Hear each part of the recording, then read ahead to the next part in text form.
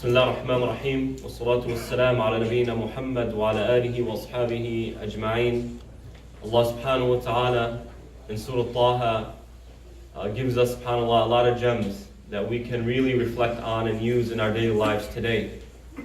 And Allah subhanahu wa ta'ala, when He describes the dialogue between Musa alayhi salam and Fir'aun is trying to play tricks on Musa alayhi salam because he wants to build propaganda to try and distort the image of the message of Musa alayhi salam.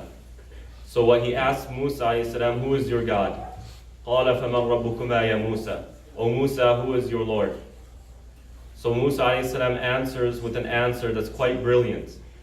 He answers in a way that Fir'aun cannot refute or start going into unnecessary tangents.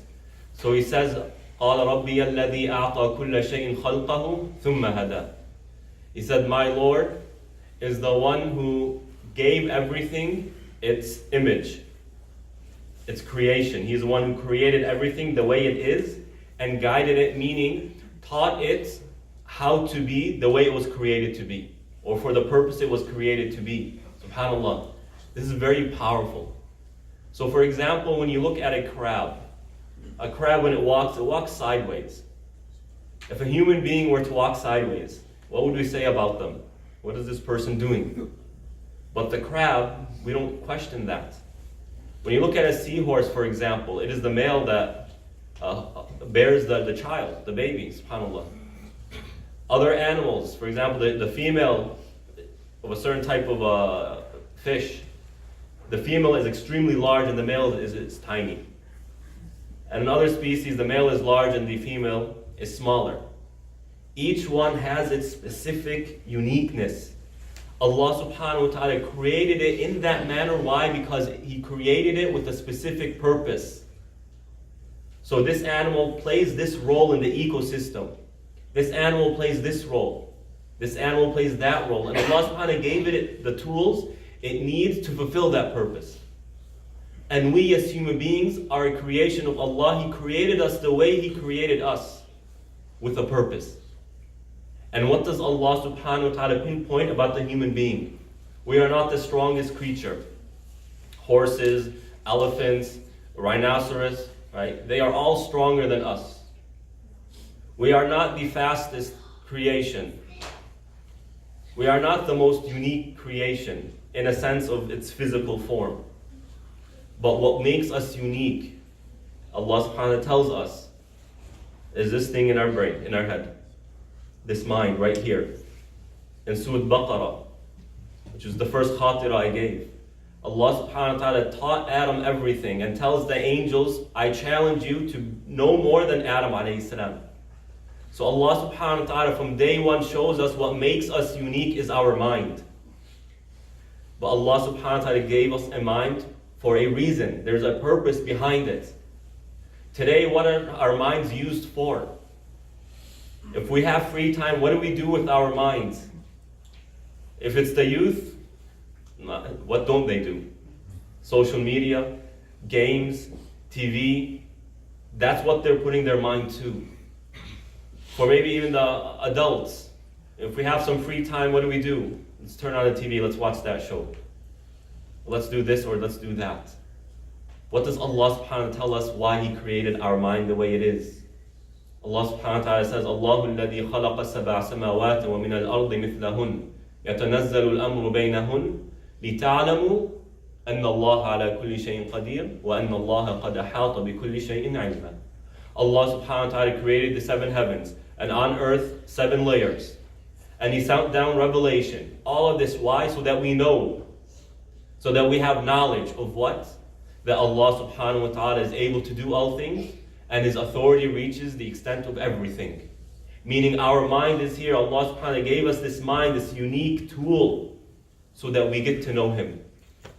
And therefore the one who uses their mind to get to know Allah subhanahu wa ta'ala, they are the ones who really utilize, they extract the uniqueness of their creation. And we can do this in many ways. Look what Allah subhanahu wa ta'ala points to, the heavens and the earth. So any science that a person studies is within the realm of this universe. You are studying an aspect of this universe. What Islam tells us to do, study it, but enhance the purpose behind it. Don't think that this is a science you study just for a job and you make money and that's it. Rather, use that as a tool to get you closer to Allah subhanahu wa ta'ala, because the science that you are studying is created by Allah Himself. And therefore lets us know about Allah subhanahu wa ta'ala, teaches us about Him. So if you're a physician, you're into medicine, you look at the human body, there are, subhanAllah, things to marvel about. Remember the one who created it. If you are studying biology, or chemistry, or astronomy, whatever it is, all of these things are creations of Allah subhanahu wa ta'ala. That's what you are studying. Use that mind to link it to Allah subhanahu wa ta'ala, thus extracting your uniqueness. And also, when we look at ourselves as a creation of Allah subhanahu wa ta'ala, this really challenges the notion of the West.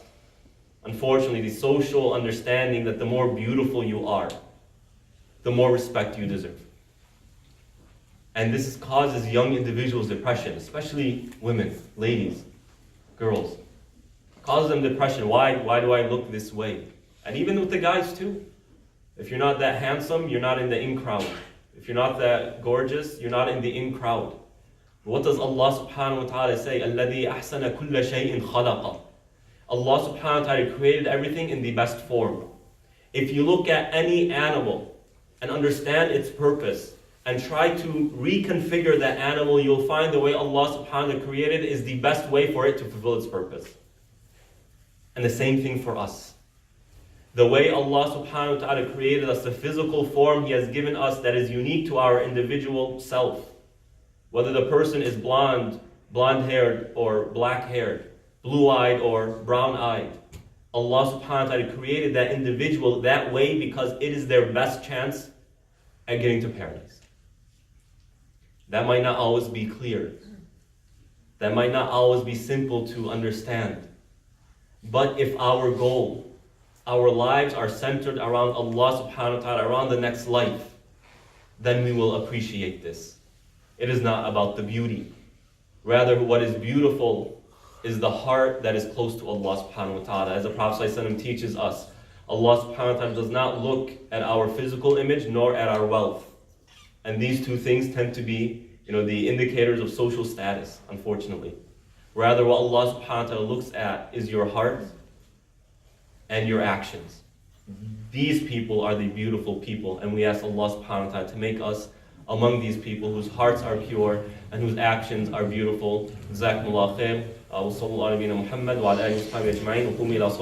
We are joined by life